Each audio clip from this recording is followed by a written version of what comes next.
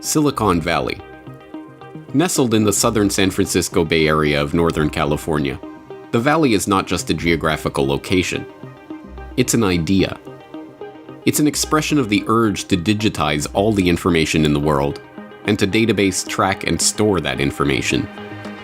And as we are now beginning to learn, the result of that digitization of everything is a world without privacy. A world where our ability to participate in public debate is subject to the whims of big tech billionaires. A world where freedom is a thing of the past, and no one is outside the reach of Big Brother. For many, this is just a happy coincidence for the intelligence agencies that are seeking to capture and store every detail about every moment of our lives. It is just happenstance that the information industrial complex now has enough information to track our every move, listen in on our every conversation, map our social networks, and, increasingly, predict our future plans. It is just a series of random events that led to the world of today. But what the masses do not know is that Silicon Valley has a very special history. One that explains how we came to our current predicament, and one that speaks to the future that we are sleepwalking into. A future of total surveillance and total control by the big tech billionaires and their shadowy backers. These are the secrets of Silicon Valley. What big tech doesn't want you to know. You're tuned into the Corbett Report.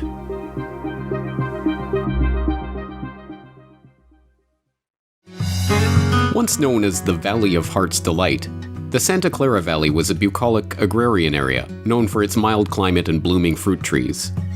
Until the 1960s, it was the largest fruit-producing and packing region in the world.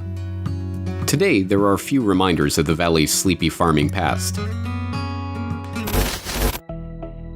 Now dubbed Silicon Valley, it is home to many of the world's largest technology and social media companies, from Google and Facebook to Apple and Oracle, from Netflix and Cisco Systems to PayPal and Hewlett-Packard. It is the hub of a global industry that is transforming the economy, shaping our political discourse, and changing the very nature of our society. So what happened? How did this remarkable change take place? Why is Silicon Valley the epicenter of this transformation? The answer is surprisingly simple. World War II happened. The influx of high-tech research and industry to the region is the direct result of the advent of World War II and the actions of one man, Frederick Terman. Frederick was the son of Louis Terman, a pioneer of educational psychology at the Stanford Graduate School of Education. An avowed eugenicist, Louis Terman popularized IQ testing in America, helping to conduct the first mass administration of an IQ test for the U.S. Army during America's entry into the First World War. Frederick Terman attended Stanford, earning an undergraduate degree in chemistry and a master's degree in electrical engineering, before heading to MIT to earn his doctorate in electrical engineering under Vannevar Bush. This connection came into play at the outbreak of World War II, when Bush, now heading up the U.S. Office of Research and Development, which managed nearly all research and development for the U.S. military during wartime, asked Terman to run the top-secret radio research laboratory at Harvard University. There, Terman directed 800 of the country's top researchers in the emerging field of electronic warfare. Their work included the development of some of the earliest signals intelligence and electronic intelligence equipment, including radar detectors, radar jammers, and aluminum chaff to be used as countermeasures against German anti-air defenses. The Valley as we know it today was born in the post-World War II era, when Terman returned to Stanford as Dean of the School of Engineering and set about transforming the school into the MIT of the West. Terman, with his war experience, decided to build Stanford into a center of excellence on microwaves and electronics, and he was the guy to do it. The Harvard Radio Research Lab was the pinnacle in the United States of every advanced microwave transmitter and receiver you could think of. And what he does is he recruits 11 former members of the Radio Research Lab and says, you know, we really don't have a lab, but congratulations, you're all now Stanford faculty. And they went, oh, great, thanks. They joined Stanford, and they set up their own lab, the Electronics Research Lab, for basic and unclassified research. And they get the Office of Naval Research to give them their first contract to actually fund in the post-war Stanford research into microwaves. By 1950, Terman turns Stanford's engineering department into the MIT of the West. Basically, by taking all the war, innovative R&D in microwaves, by moving it to Stanford, by taking the department heads and key staff. With the military research funds flowing into the region, Terman began transforming the San Francisco Bay Area into a high-tech research hotspot. In 1951, he spearheaded the creation of Stanford Industrial Park, now known as Stanford Research Park, a joint venture between Stanford and the city of Palo Alto to attract big technology corporations to the area. The park was a huge success, eventually luring Hewlett-Packard, General Electric, Kodak, and other important technology firms, and cementing Silicon Valley as a nexus between Stanford, big tech, and government-sponsored research. And this connection was not tangential. As researcher Steve Blank writes in his own history of Silicon Valley's military roots, during the 1950s, Fred Terman was an advisor to every major branch of the U.S. military. He was on the Army Signal Corps R&D Advisory Council, the Air Force Electronic Countermeasures Scientific Advisory Board, a trustee of the Institute of Defense Analysis, the Naval Research Advisory Committee, the Defense Science Board, and a consultant to the President's Science Advisory Committee. His commercial activities had him on the board of directors of HP, Watkins Johnson, Ampex, and director and vice chairman of SRI. It's amazing this guy ever slept. Terman was the ultimate networking machine for Stanford and its military contracts.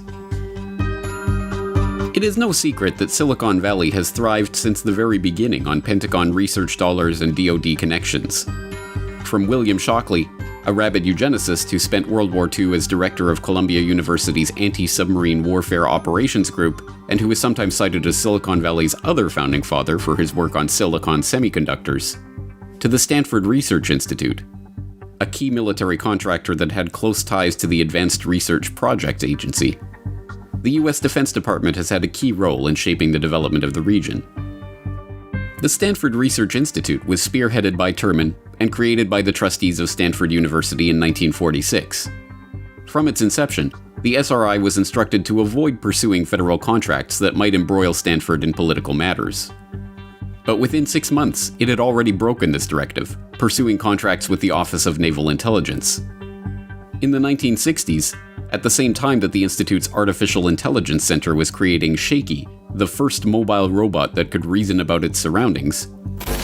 A feature of the intermediate level actions is their ability to recover from unforeseen accidents.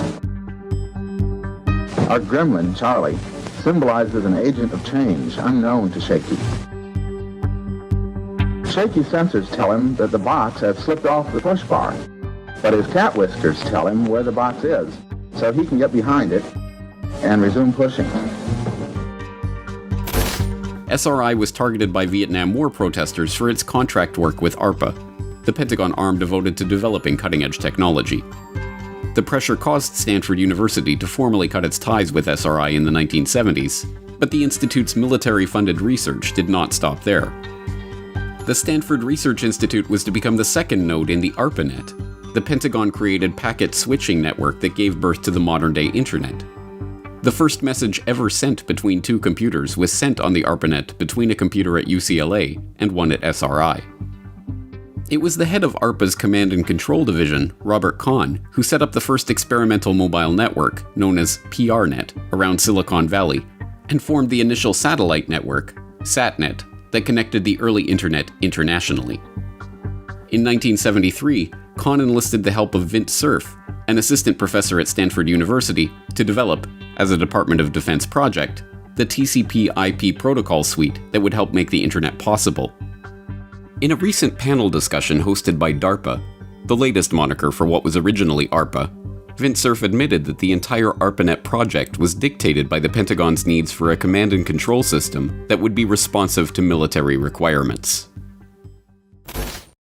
The Internet was motivated by a belief that command and control could make use of computers in order to enable the Defense Department to use its resources better than an opponent.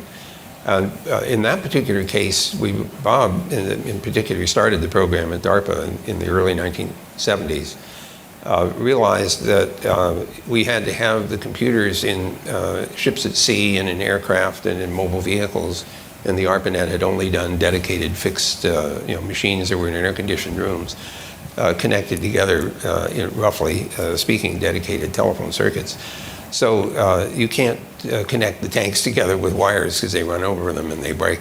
And the airplanes will never make it off the ground. And, you can see all the problems. So this led to the need for mobile radio communication and satellite communication in a networked environment.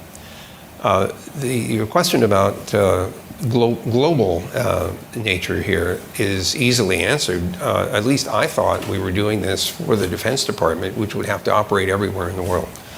And so it could not be a design that in some way was limited to CONUS, for example. And it also could not be a design that depended at all on the cooperation of other countries allocating, for example, address space. I mean, the sort of the silly model of this is if we use country codes to indicate different networks, different network identifiers, imagine that you've got to invade country B. And before you do that, you have to go and say, hi, we're going to invade your country in a couple of weeks, and we need some address space to run our command and control system. And it probably wasn't going to work. So we knew it had to be global in scope. One of the first demonstrations of the protocol, a 1977 test involving a van equipped with radio gear by SRI that is now dubbed the birth of the modern internet, even simulated a mobile unit in the field, let's say in Europe, in the middle of some kind of action trying to communicate through a satellite network to the United States. But while direct investment in this technological revolution suited the purposes of the Pentagon, the US intelligence community was pursuing other, more covert avenues for harnessing the incredible potential of Silicon Valley and its surveillance technologies. With the advent of the Cold War and the increased tensions between the US and the USSR in a new, highly technological game of spy versus spy, the funding for research and development of cutting-edge technology was placed under a cover of national security and classified. But in the early 1950s, the Korean War changes the game. Post-World War II, those who know your history, we basically demobilized our troops, mothballed our bombers and our fighters, and said, we're going to enjoy just the post-war benefits. 1949, the Soviets explode their first nuclear weapon. The Cold War with the Korean War becomes hot. All of a sudden, the United States realizes that the world's changed again. And spook work comes to Stanford. The military approaches Terman and asks him to set up the Applied Electronics Lab to do classified military programs and doubles the size of the electronics program at Stanford.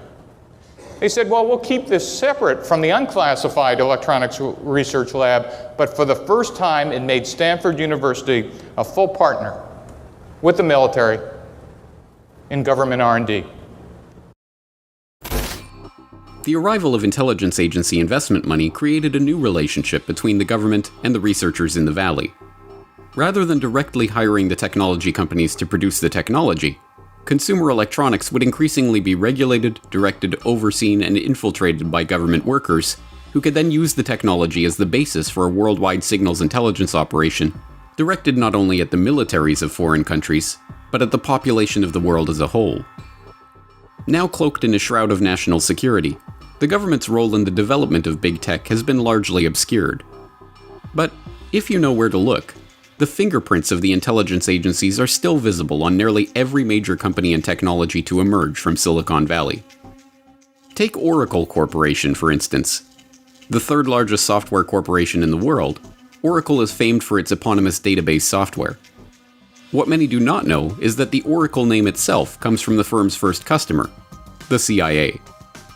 Project Oracle was the CIA codename for a giant relational database that was being constructed on contract by Ampex, a Silicon Valley firm.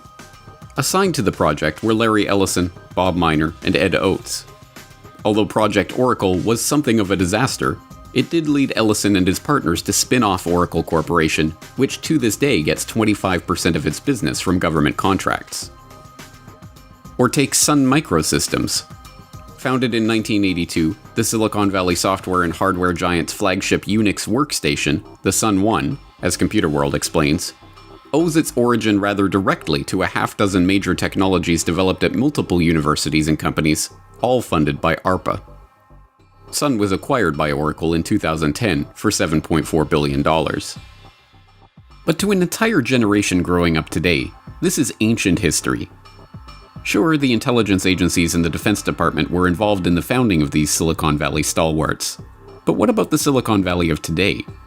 What does this have to do with Google or Facebook or PayPal or the big tech giants that have become synonymous with computing in the age of the internet? The modern era of Silicon Valley began in the 1990s, when the advent of the World Wide Web brought the full potential of the computing revolution into homes across America and around the globe. This was the era of the dot-com bubble, when small startups with no business plan and no revenue could become million-dollar companies overnight. And behind it all, steering the revolution from the shadows, were the intelligence agencies who helped fund the core technologies and platforms of the modern internet.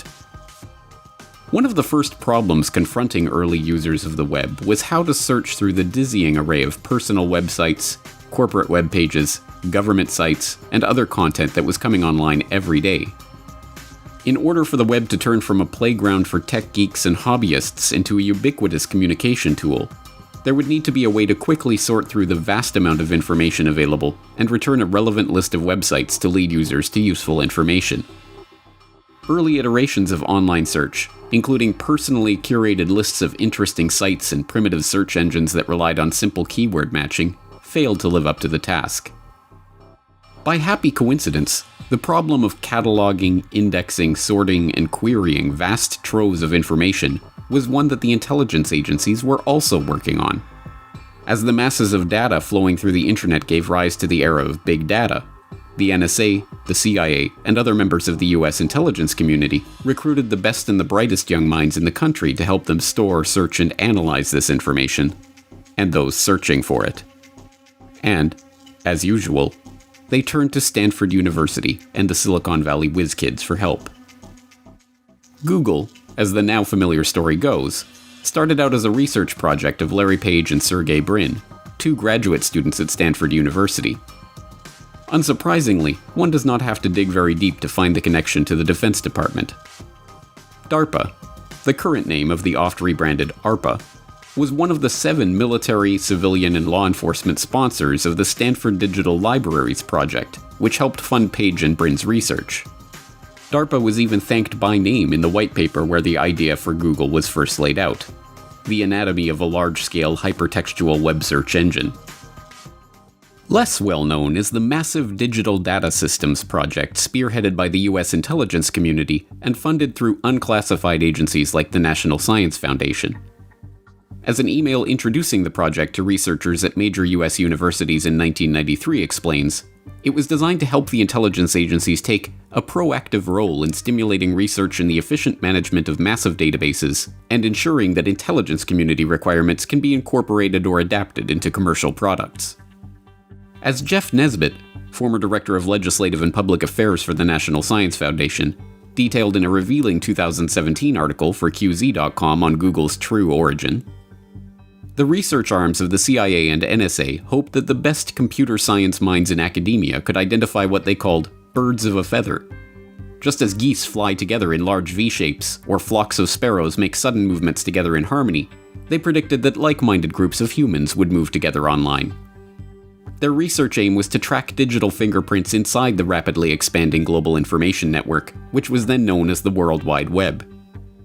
Could an entire world of digital information be organized so that the requests humans made inside such a network be tracked and sorted?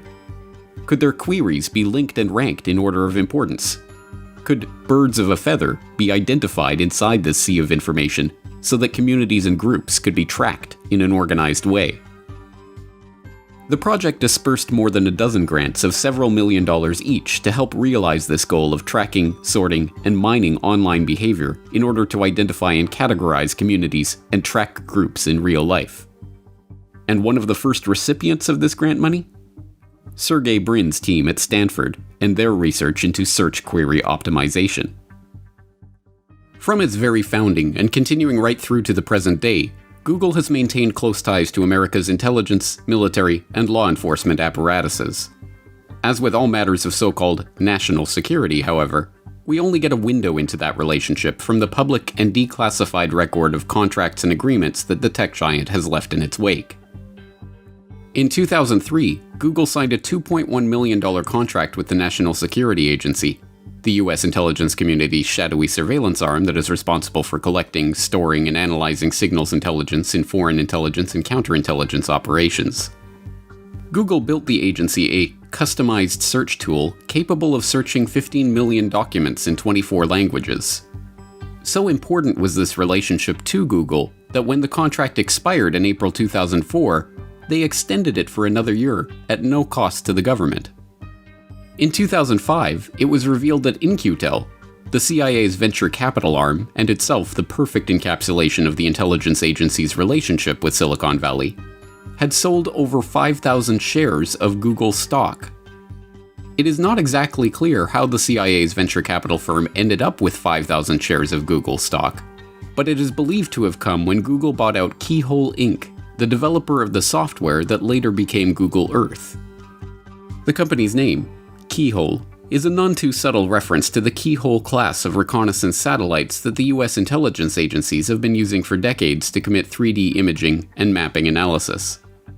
Keyhole Inc. worked closely with the US intelligence community and even bragged that its technology was being used by the Pentagon to support the invasion of Iraq. To this day, the CIA itself describes Google Earth as CIA-assisted technology on its own page dedicated to CIA's impact on technology. In 2010, details of a formal NSA-Google relationship began to emerge, but both parties refused to divulge any further information about the relationship. Subsequent reporting suggested that Google had agreed to provide information about traffic on its networks in exchange for intelligence from the NSA about what it knew of foreign hackers. More details emerged from a Freedom of Information Act request in 2014, which revealed that Sergey Brin and Eric Schmidt were not only on a first-name basis with then NSA Chief General Keith Alexander, but that Google was part of a secretive government initiative known as the Enduring Security Framework, and that this initiative involved Silicon Valley partnering with the Pentagon and the US intelligence community to share information at network speed. The Enduring Security Freedom Initiative is just one window into how big tech can reap big dollars from their relationship with the NSA. In 2013, it emerged that the participants in the PRISM program, the illegal surveillance program which allowed the NSA backdoor access to all information and user data of all the big tech companies, were reimbursed for the program's expenses by a shadowy arm of the agency known as Special Source Operations. The entire process reportedly costed PRISM participants millions of dollars to implement each successful extension, and those costs, according to U.S. documents, were covered by an arm of the NSA known as Special Source Operations. According to the Guardian newspaper, NSA whistleblower Edward Snowden has described Special Source Operations as the crown jewel of the agency that handles all surveillance programs that rely on corporate partnership with telecoms and internet providers to access communication data. Now, this revelation is being considered evidence that a financial relationship between tech companies and the NSA has existed. And as the Guardian newspaper put it, the disclosure that taxpayers' money was used to cover the company's compliance costs raises new questions surrounding the relationship between Silicon Valley and the NSA. The PRISM program itself proves that the military and intelligence agency ties to modern-day Silicon Valley do not end with Google. In fact, every one of the Silicon Valley stalwarts that dominate the web today have similar ties to the shadowy world of spooks and spies. In June 2003, the Information Processing Techniques Office, the information technology wing of DARPA that had overseen the original ARPANET project in the 1960s, quietly posted a broad agency announcement to its website to request proposals for an ambitious new project. Labeled BAA number 03-30, this proposer information pamphlet requested proposals from developers to build an ontology-based subsystem called LifeLog that captures, stores, and makes accessible the flow of one person's experience in and interactions with the world. The idea which seemed somewhat fantastic in 2003, was that users of LifeLog would wear a device that would capture and record all of their transactions and interactions, physical movements, email and phone calls, and a variety of other information.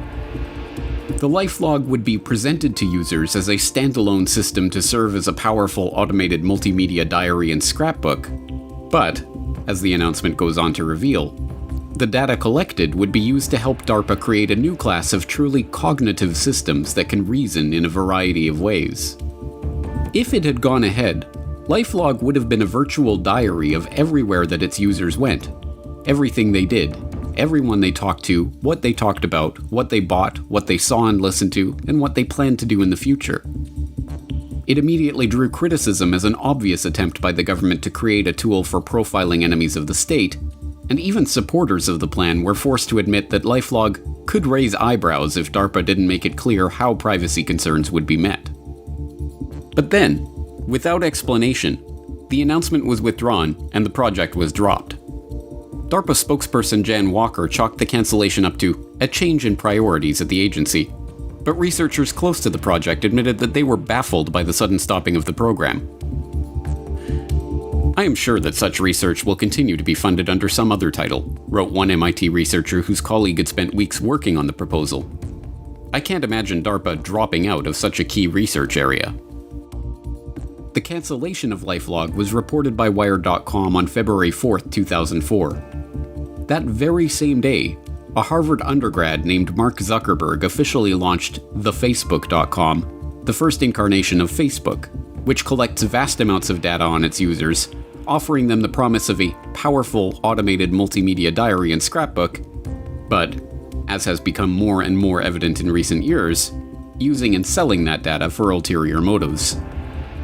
But it is not just this interesting coincidence that connects Facebook to DARPA. Once again, the money that helped the Facebook go from a Harvard student project to a multi-billion user internet giant involved a relocation to Silicon Valley and copious injections of venture capital from intelligence-connected insiders.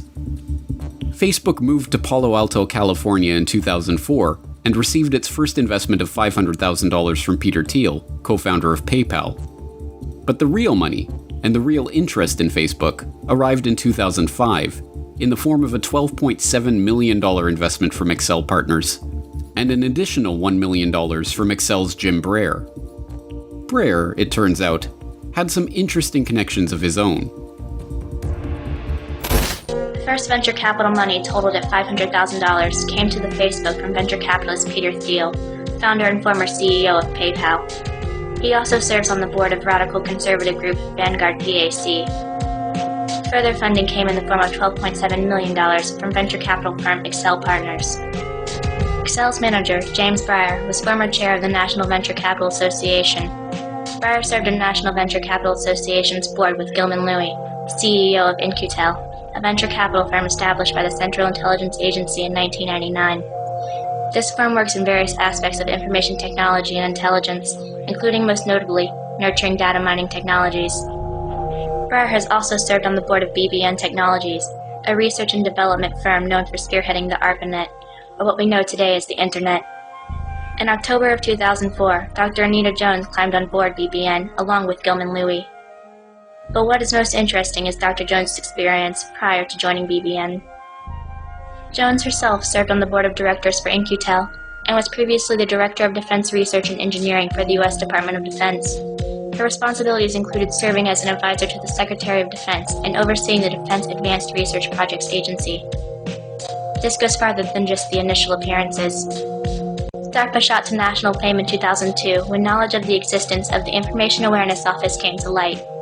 The IAO stated its mission was to gather as much information as possible about everyone in a centralized location for easy perusal by the United States government, including though not limited to internet activity, credit card purchase history, airline ticket purchases, car rentals, medical records, educational transcripts, driver's licenses, utility bills, tax returns, and any other available data. It should come as no surprise, then, that the ex-director of DARPA, Regina Dugan, was hired by Google in 2012 to head its Advanced Technology and Projects Group, and that she was then hired by Facebook in 2016 to head their Building 8 research group, focusing on experimental technologies like brain sensors and artificial intelligence. Nor is it a surprise to learn that DARPA is already working to weaponize Facebook's Oculus virtual reality technology for fighting cyber war. Nor is it a surprise that Facebook seed money investor Peter Thiel, co-founder of PayPal, developed Palantir, a data mining and analysis tool used by the NSA, FBI, CIA, and other intelligence, counterterrorism, and military agencies, from PayPal's own fraud detection algorithm. Or that In-Q-Tel was one of the first outside investors in the Palantir technology, which has gained notoriety in recent years for using war on terror tools to track American citizens. Nor is it a surprise to learn that Eric Schmidt, the former CEO of Google and current technical advisor to Google parent company Alphabet, is now the chairman of the Pentagon's Defense Innovation Board, which seeks to bring the efficiency and vision of Silicon Valley to the Defense Department's high-tech innovation initiatives.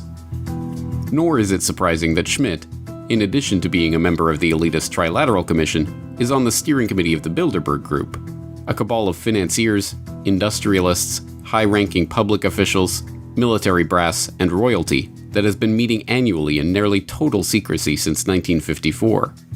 Nor is it surprising that the Bilderberg Group now counts a number of Silicon Valley stalwarts among its ranks, from Schmidt and Thiel to Palantir CEO Alex Karp and former Electronic Frontiers Foundation chair Esther Dyson. In fact, it would be more surprising to find a major Silicon Valley company that was not connected to the US military or to the US intelligence agencies one way or another. This is not an accident of history or a mere coincidence. The very origins of the internet were in shadowy Pentagon programs for developing the perfect command and control technologies. From the earliest attempts to form electronic databases of information on counterinsurgents in Vietnam, right through to today, this technology, as Yasha Levine, author of Surveillance Valley, The Secret Military History of the Internet, explains, was intended to be used as a tool of warfare against target populations. Well, to understand what the internet is and what the internet has become, you have to go back to the very beginning, back to the 1960s, when the internet was being created by the Pentagon. Back then, America was a relatively new global empire, facing an increasingly chaotic and violent world. There was the Vietnam War, that was central, but the U.S. was facing insurgencies all around the world. From Latin America to Southeast Asia. It was also facing an increasingly volatile and violent domestic environment. You had the anti-war movement. You had militant black activism. You had groups like the Weather Underground that were setting out bombs seemingly daily in cities all across the country. You had race riots in major cities.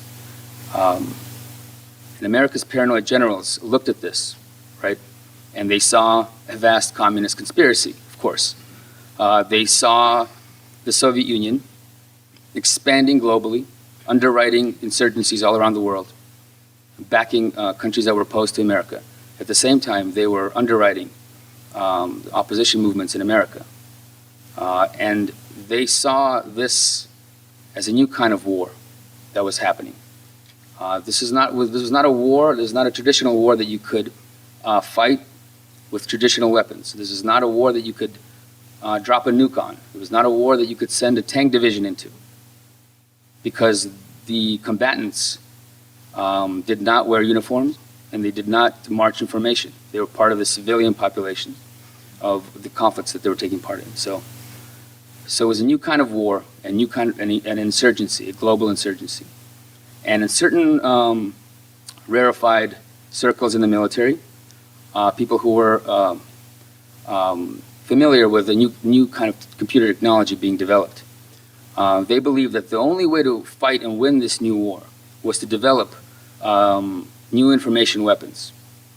Computer technology that could ingest data on people and political movements, that could combine opinion surveys, economic data, criminal histories, draft histories, photographs, telephone conversations intercepted by the security services, and put that all into databases that could allow analysts to perform sophisticated analysis on it and run predictive surveys. The idea was you have to find out who the enemy is and isolate it from the general population, and then take that enemy out. And at the time, some even dreamed of one day creating a global system of management that could watch the world in real time and intercept threats before they happened, in much the same way that America's early warning radar defense system did for hostile aircraft. This is the general background from which the internet emerged. Today, its counterinsurgency origins, the counterinsurgency origins of the internet, have been obscured. They've been lost, for the most part. Very few histories even mention it even in a little bit. But at the time that it was being created in the 1960s, the origins of the internet and the origins of this technology, as a tool of surveillance and as a tool of control, was very obvious to people back then. At the time, people did not see computers and computer networks as tools of liberation or utopian technologies. They saw them as tools of political and social control, and that specifically included the ARPANET, the network that would later grow into the internet. The internet was never intended as a tool of liberation. It was, from its very inception, intended to be a tool for tracking, surveilling, and ultimately controlling a target population.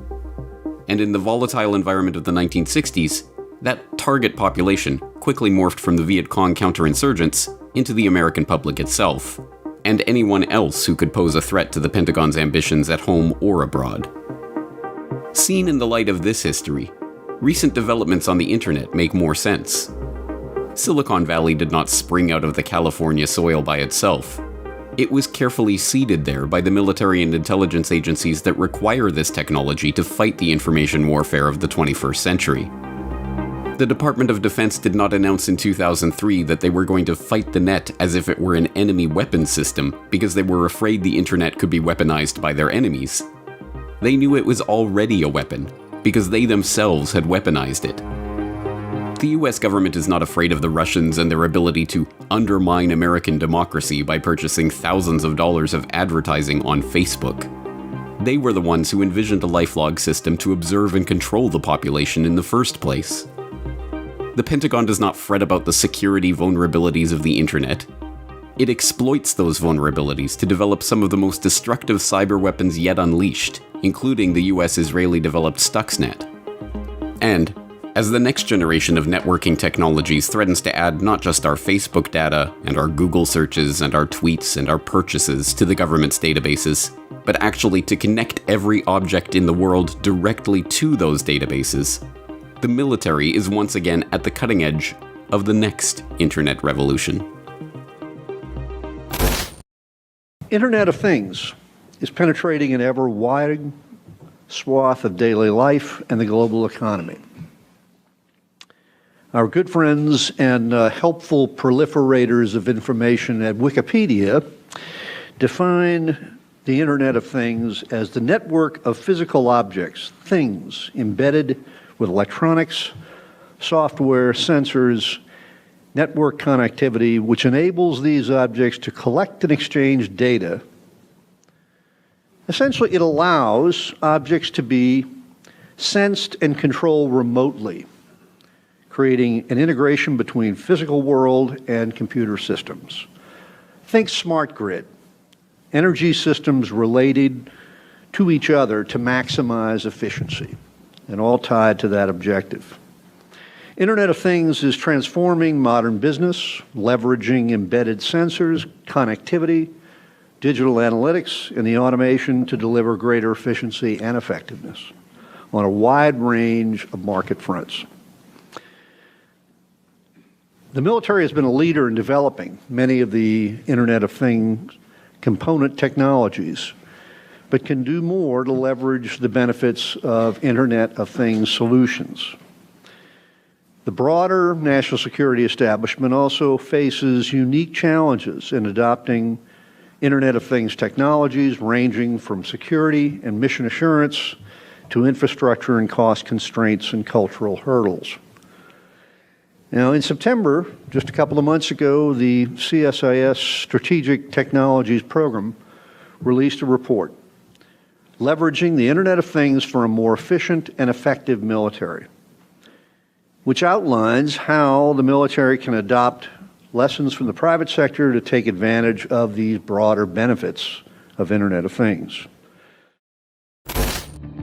From the earliest days of network computing, when the ARPANET was still just a twinkle in its engineers' eyes and famed ARPA computer scientist JCR Licklider was writing memos to his colleagues in Palo Alto updating them on his vision for an intergalactic computer network, to today, when DARPA scientists are plotting military uses for the Internet of Things. The technology underpinning the US government's plan for full-spectrum dominance of the cyber world has advanced by leaps and bounds. But the vision itself remains the same. In this vision, every person is tracked, their conversations recorded, their purchases monitored, their social networks mapped, their habits studied, and, ultimately, their behaviors predicted, so that the Pentagon and the spies of Silicon Valley can better control the human population. And, with the advent of technologies that ensure that every item we own will be spying on us and broadcasting that data through networks that are compromised by the intelligence agencies, that vision is closer than ever to a reality. And there, helping that vision to come to reality, are the giants of big tech, who were founded, funded, aided, and, when needed, compromised by the spooks, spies, and soldiers who desire complete control over the cyber world. This is the secret of Silicon Valley. In a key sense, the big tech giants are the Pentagon and the intelligence community. The DoD and the intelligence agencies are the big tech giants. It was this way from the very dawn of modern computing, and it remains this way today. We should not be surprised that the world of the Internet, the world bequeathed to us by the ARPANET, is increasingly looking like an always-on surveillance device. That was what it was intended to be. Yet the public, blissfully unaware of this reality, or willfully ignorant of it, continues to record their every move in their Facebook life log, flock like birds of a feather to ask their most intimate questions of Google, and feed their personal data into the gaping maw of the Prism beast. It may be too late to pull back from the brink of this always-on, always surveilled, wireless networked precipice. But until we look squarely at the facts showing that big tech is a front for the US government, we will never hope to escape the silicon trap that they have laid for us.